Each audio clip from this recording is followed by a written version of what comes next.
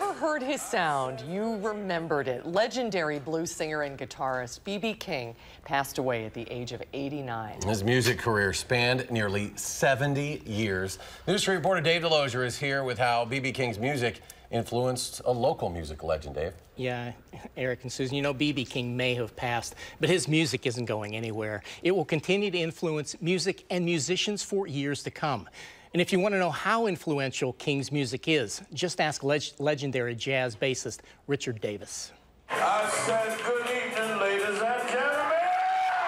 If you ever heard him, heard that sound you never forget. It's distinguished sound. It's like a fingerprint. Only one person with that. At age 85, legendary jazz bassist Richard Davis remembers a sentinel moment in his life. He was just 12 years old, growing up in Chicago, and a kid named Reilly King was playing at the 708 Club. Saw him perform. I couldn't go in because I was too young. But I would look outside and look through the window and see him perform.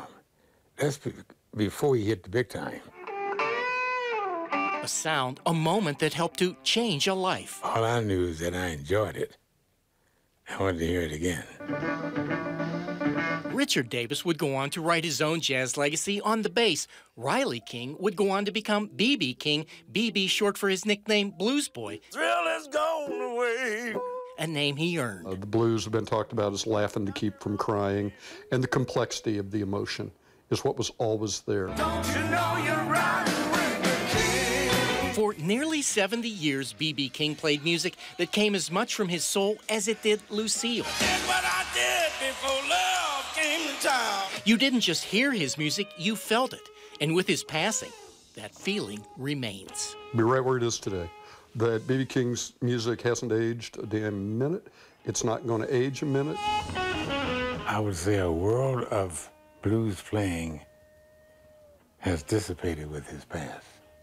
But the song lingers on. Boy, and his music is certainly going to linger on. Now, B.B. King continued to play until shortly before his death. He performed here in Madison almost 2 years ago to the day.